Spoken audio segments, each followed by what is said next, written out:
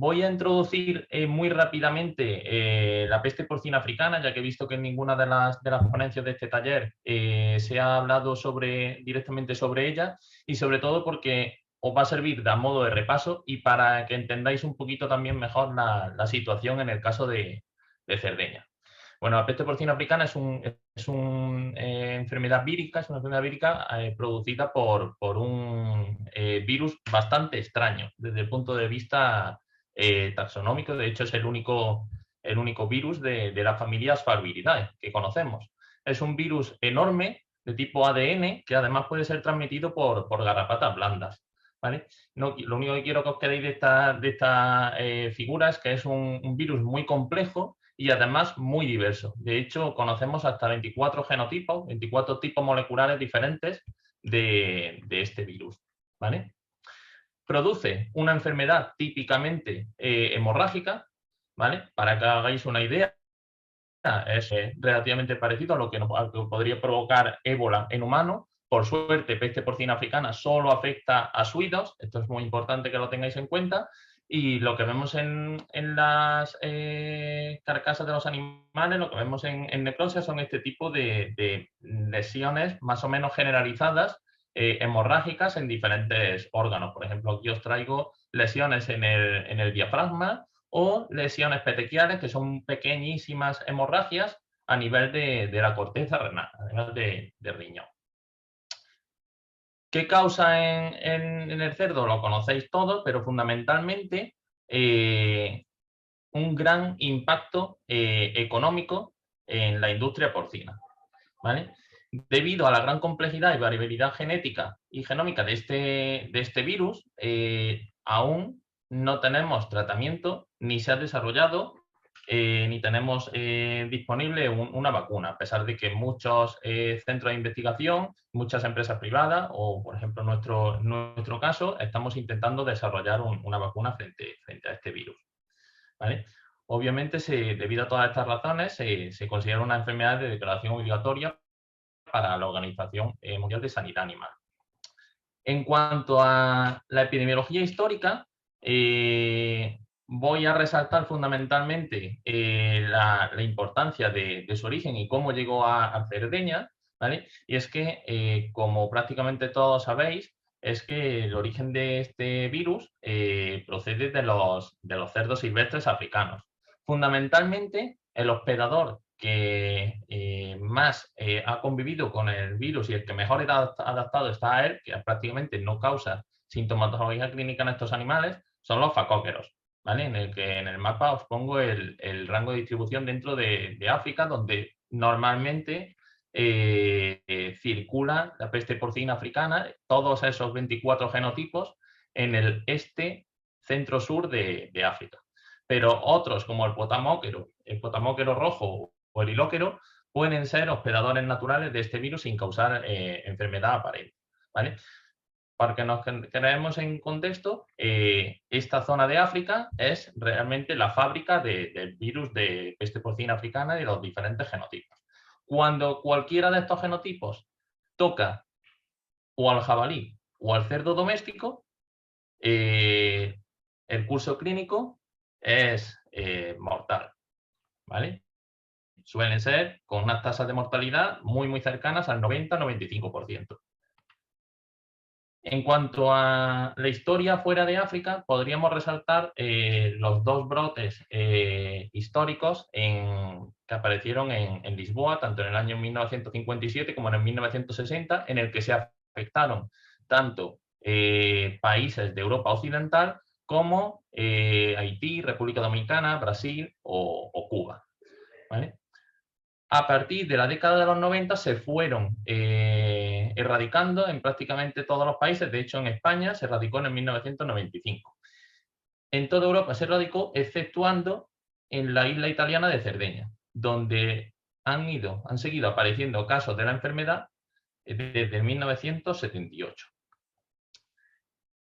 Estos son los dos primeros saltos fuera de África, eso que he comentado, los dos primeros saltos fuera de África del virus. Sin embargo, cuando empieza de nuevo nuestra pesadilla actual es en 2007. ¿vale? Cuando se infecta a través de productos contaminados, parece ser que de un barco que provenía de Madagascar, se infectan unas granjas en el puerto de Poti, al lado del puerto de Poti, en Georgia, y muy rápidamente se infecta toda Europa del Este y Rusia. En 2014 vuelve a la Unión Europea la peste porcina africana en enero de 2014, infectando a Letonia y expandiéndose de la forma que todos conocéis. Y en 2018, otro hito importante de este virus, que realmente fue una auténtica tragedia, fue la aparición del brote de peste porcina africana en China, donde realmente causó unas pérdidas devastadoras para la industria porcina del país, y se estima que por ahora puede llegar a ser incluso la mayor pandemia animal conocida. Se estiman que en torno a 150 millones de cerdos o murieron o tuvieron que ser sacrificados debido a esta infección. Para poneros un poquito en contexto de lo que causa esta enfermedad cuando entra en un país con cierta importancia de su producción porcina, fijaros, en Vietnam el primer brote se produjo en el 19 de febrero de 2019. Se sacrificaron o murieron por peste porcina africana 5.200.000 cerdos, ¿vale? En el transcurso de un año. De una población total de 6.800.000 animales que tenía Vietnam. Fijaros que el 76% de la población de porcino de este país o murió o tuvo que ser sacrificada debido a esta enfermedad, ¿vale? Actualmente sabéis que representan la mayor amenaza para el sector porcino a nivel mundial. De hecho, las cepas de genotipo 2, que es el que llegó a Georgia en 2007 y que son las que están asolando prácticamente todo el hemisferio norte, pueden llegar a causar una mortalidad del 100% en cerdo doméstico, en el que vamos a ver este tipo de letargia, alta fiebre, lesiones eritematosas en varias zonas, ¿vale? Incluso pequeñas hemorragias, que si abrimos estos animales y hacemos una necropsia de ellos, pues vamos a ver una congestión generalizada de órganos. Por ejemplo, aquí tenéis el bazo. Quien esté acostumbrado a ver tanto jabalí como cerdo abierto va a ver que este bazo está muy aumentado de tamaño, o que el color de este pulmón es muchísimo más sanguinolento. Incluso aquí tenemos un poquito de hidrotora. Si vamos mirando órganos por órganos, vamos viendo de forma generalizada bastantes puntos petequiales, hemorragias, etcétera, tanto en riñón, corazón como cerebro, ¿vale? Esto es muy característico de estas enfermedades hemorrágicas, lo que llamamos como una linfodenopatía hemorrágica, en la que prácticamente todos los nódulos linfáticos que observamos están hemorrágicos o congestivos. En el caso del jabalí, lo hemos visto muy de cerca en los ensayos experimentales que hemos desarrollado en Visabet, que llevamos más de 10 experimentos con este tipo de animales y peste porcina africana, y realmente no es una enfermedad tan evidente como en cerdo doméstico. ¿Por qué? Porque el curso clínico es mucho más rápido, entonces lo que vemos en los animales es una letargia, fiebre alta y el animal muere, muchas veces con muy poquitas lesiones aparentes, ¿vale? El curso clínico que estamos observando con las cepas que fueron introducidas tanto en Georgia como algunas que circulan en Armenia o Polonia, es que observamos 100% de mortalidad en jabalí, y el curso clínico suele ser entre 7 y 10, 11 días, ¿vale? A veces podemos ver algunas lesiones en conjuntivo, a veces podemos ver algunas pequeñas lesiones en zonas del vientre de los animales, ¿vale? Por eso os he traído, sobre todo de cara a la vigilancia epidemiológica, que realmente no es en jabalí una enfermedad en la que nos vaya a causar muchísimos grados de hemorragia, sino que dentro de aquí el score que os pongo de 1, 2 y 3, casi todos los animales se acercan más al tipo 1 que al 3, ¿vale? En el que prácticamente lo único que vamos a ver en muchos de los animales es hidrotora, líquido en cavidad torácica, líquido en cavidad abdominal y líquido en cavidad pericárdica, en el corazón. Esta es la situación actual, en la que falta únicamente los brotes de la semana pasada en Roma, alrededor de la ciudad, en Jabalí. en el que podemos ver tanto la tendencia temporal en jabalí, que lo pongo en violeta, como en rojo en cerdo doméstico, y en el que yo resaltaría que en el entorno europeo pues tenemos tres escenarios epidemiológicos claramente diferenciados, ¿no? Uno en el este de Europa, donde parece que aquí, como podéis ver en la imagen, abundan tanto puntos rojos como puntos violetas, ¿no? Tanto cerdo doméstico, caso en cerdo doméstico, como en jabalí. En este otro escenario, mucho más centrado en la Unión Europea, quitando quizá Bulgaria y Rumanía, en la que también tiene muchos casos en doméstico, fundamentalmente se describen casos y se notifican casos en jabalí, que es el principal problema que tenemos ahora mismo en centro y este Europa.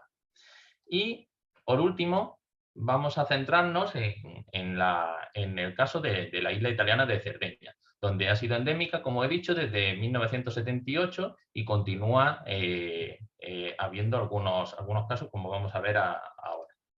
Bien, ¿por qué se ha mantenido la peste porcina africana en Cerdeña y únicamente en Cerdeña durante todos estos años? Fundamentalmente, es una región en la que se ha considerado la peste porcina africana como endémica, llevan 44 años con brotes de peste porcina africana, ¿vale? En los que,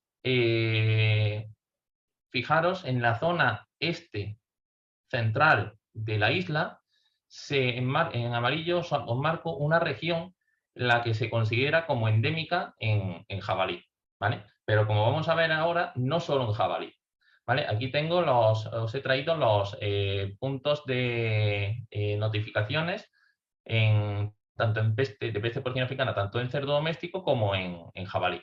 Bien, y esta es la evolución temporal de esos brotes de peste porcina africana a lo largo de los años desde 1978 hasta el 2020, ¿vale? En la que vemos siempre una serie de focos a nivel basal, y cuando se hacen algunas de las medidas de intentos de erradicación, ¿vale? Tanto en cerdo doméstico como en jabalí, vemos un aumento en la notificación de los casos, ¿vale? Donde nos vamos a centrar ahora es en esta última etapa del proceso de erradicación. ¿Por qué fracasó la erradicación de la peste porcina africana en Cerdaña? Pues fundamentalmente por una falta de profesionalización del sector porcino. ¿Por qué? Porque existía una elevada proporción de granjas familiares, granjas pequeñas, granjas con unos niveles muy bajos de bioseguridad, pues como veis en la imagen. Pero sobre todo, consideramos que uno de los principales puntos en los que ha tenido importancia la permanencia de la peste porcina africana en la isla de Cerdeña es por esta particular manera de criar cerdo en libertad, ¿vale? Que es una tradición cultural con miles de años de historia en Cerdeña, en la que se crían los cerdos en libertad en zonas montañosas del interior de la isla, y muy posiblemente están involucrados en la transmisión, mantenimiento y difusión de este virus. ¿Vale? Os he traído para que veamos un poco el papel del brado en el contexto epidemiológico, algunos estudios que realmente apoyan la teoría de que el brado estaba implicado en esta epidemiología, en el que este es el área de estudio que hemos desarrollado varios estudios, tanto de fototrampeo como de vigilancia sanitaria, como de seguimiento GPS de las poblaciones, tanto de jabalí, brado como cerdo doméstico, englobados dentro de 2 proyectos europeos y un proyecto nacional. Estas son las poblaciones de estudio, tanto el cerdo, el jabalí, como esos animales criados en libertad, que vamos a llamar como brado.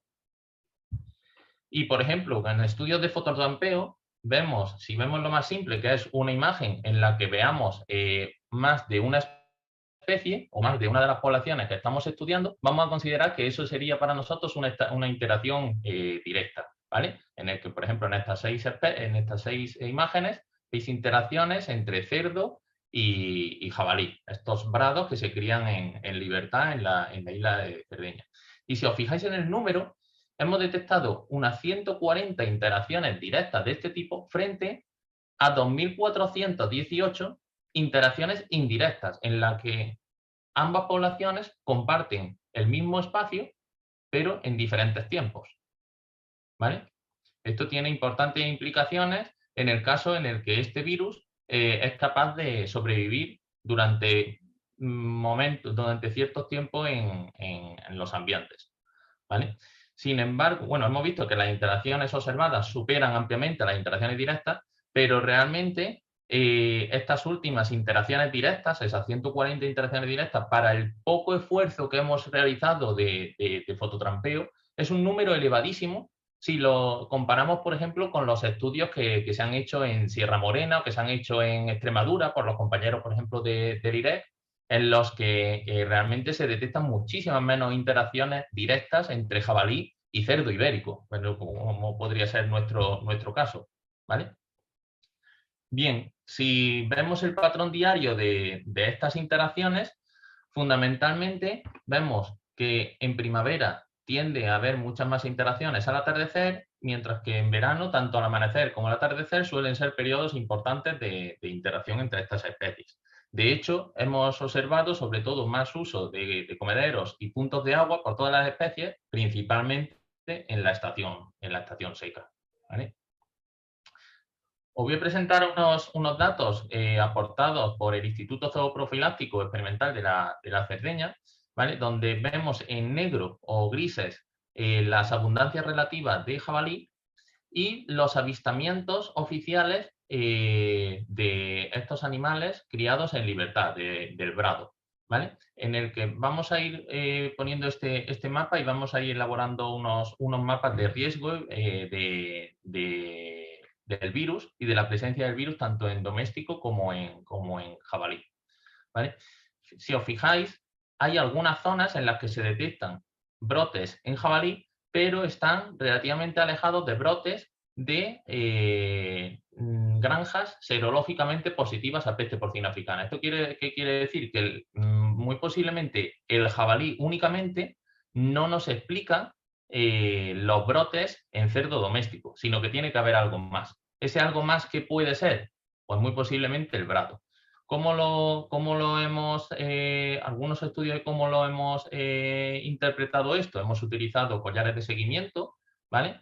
En las que yo creo que prácticamente todos habéis visto alguna vez alguna imagen de este tipo. En otros, también seguramente en otros talleres, en los que marcamos con un collar de geolocalización, los que emiten una localización a la hora, ¿vale? A los animales, y conseguimos ver el patrón real espacial de interacción con el medio o de interacción con otras especies. ¿Vale? En este punto es donde podemos ver como, por ejemplo, en rojo pongo los territorios de campeo de algunos jabalíes marcados en Cerdeña, y en azul tenéis el territorio de campeo de estos animales brado. Y veis, por ejemplo, en estos animales, en rojo, que no llegan a contactar con los puntos amarillos en ningún momento. ¿Vale? Sin embargo, es esta zona azul la que conecta tanto territorios en rojo como puntos amarillos. Esos puntos amarillos son granjas de porcino. ¿Vale? Y esto puede ser que nos esté explicando lo que después los modelos nos dicen, que en el que el modelo de interacción entre brado y jabalí realmente nos está explicando la presencia del virus en animales domésticos. Para simplificar un poco todo esto, he traído este esquema de que realmente todos estos estudios, más otros que se han realizado desde institutos italianos, llevan a la conclusión de que el puente de conexión real para el virus de la peste porcina africana entre el jabalí y el cerdo doméstico es el brado. ¿Vale? Si conseguimos controlar estos animales, que fijaros en la imagen, esto lo consideran brado, pero esto es un cruce entre jabalí y cerdo doméstico. Yo creo que prácticamente casi todos lo tenéis bastante claro. El problema es que existía una fuertísima resistencia de los ganaderos locales, que consideran este sistema de explotación tradicional y cultural como parte de su identidad cultural. ¿Vale? Esto sería posible, ¿vale? Pero es muy poco frecuente, o lo que hemos visto es que es muy poco frecuente en Cerdeña. Después hablaremos un poquito de esa conexión. Obviamente es relativamente sencillo el paso del virus en este tipo de medios silvestres entre cerdos criados en libertad y jabalí, pero es que esos cerdos criados en libertad en algún momento determinado del año van a las explotaciones de porcino o se hace un mínimo manejo de estos animales, con lo cual existen muchas probabilidades de afectar a las granjas. En cuanto a las medidas de control que han realizado en la isla italiana de Cerdeña, ya para terminar, podríamos dividirlas en dos fases fundamentales, ¿vale?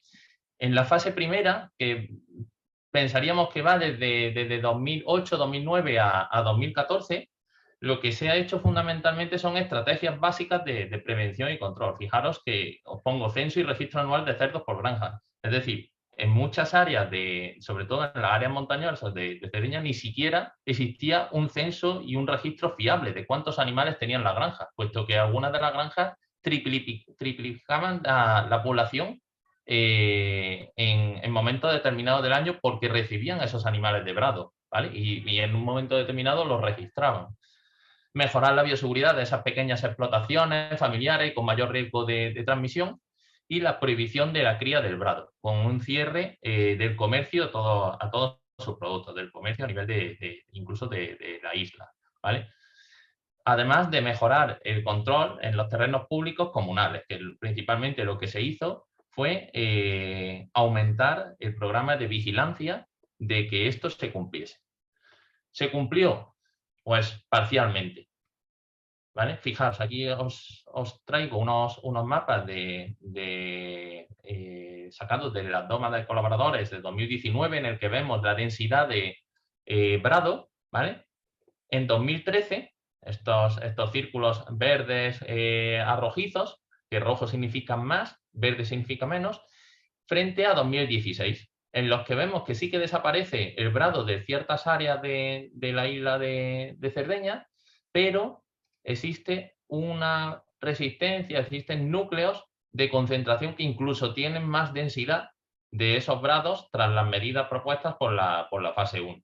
¿Vale? Esto se obtiene gracias a ese registro oficial de avistamientos de brado.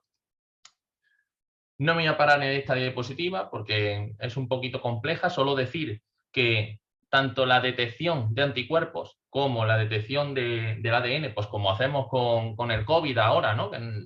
Hacemos una PCR, pero también nos ayuda a tener información sobre la enfermedad los test de anticuerpos, ¿no? Pues es fundamental para la vigilancia de la PPA, sobre todo en áreas endémicas, ¿vale? Donde solamente la PCR no nos podría dar. Con esto quiero decir que los servicios de veterinarios y los centros nacionales de referencia para el diagnóstico de esta enfermedad también están haciendo en los últimos años test de anticuerpos, test serológicos. ¿Vale? ¿Cuáles son las medidas de la fase 2? Que van desde 2015 hasta la actualidad y que son realmente las medidas que han promovido a que estemos muy cerquita de considerar a Cerdeña como libre de peste porcina africana. Pues incentivos económicos para esas buenas prácticas ganaderas y de bioseguridad, la mejora en la gestión de las vísceras y los desechos de la caza del jabalí, autorización incluso en algunos casos, subvención de explotaciones porcinas al aire libre, con doble vallado, obviamente, que no salgan esos animales fuera del vallado y al final se conviertan en prados como alternativa a esa cría de cerdos en libertad. Un mayor esfuerzo de divulgación, sensibilización y comunicación con los sectores implicados, como estamos haciendo actualmente en este taller, pero sobre todo la medida que ha conllevado a que estemos muy cerquita de la erradicación en Cerdeña es el sacrificio de todo el brado, ¿vale? A lo largo de estos 4 últimos años, desde 2016, se han sacrificado un total de más de 7.000 animales de este tipo, de brados, ¿vale?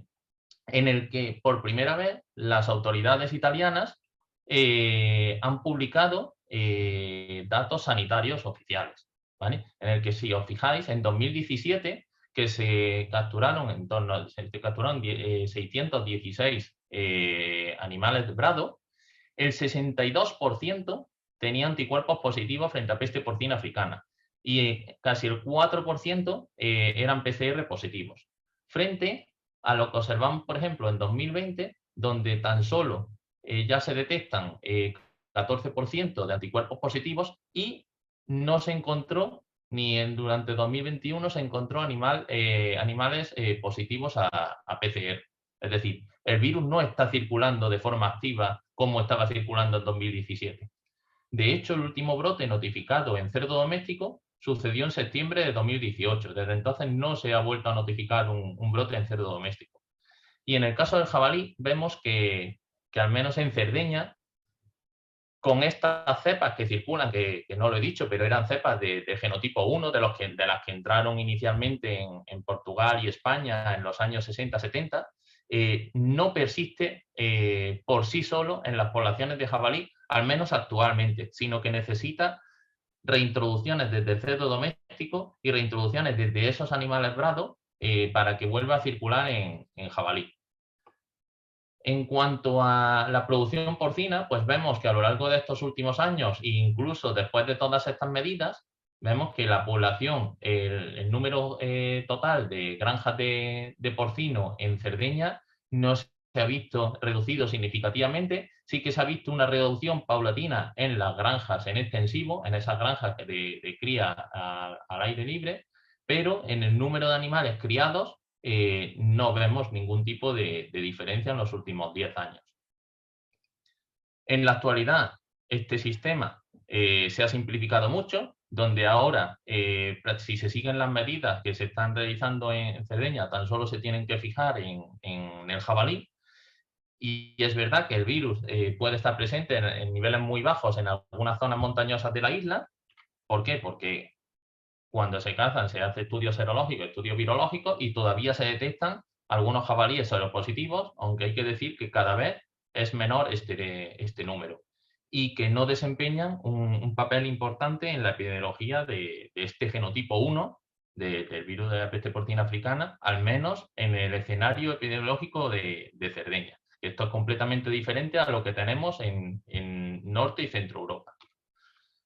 Y es muy probable que la erradicación se logre en un futuro próximo si continúan las medidas actuales. Y esto es todo lo que os había traído. Muchísimas gracias por vuestra atención y quedo pendiente de cualquier pregunta.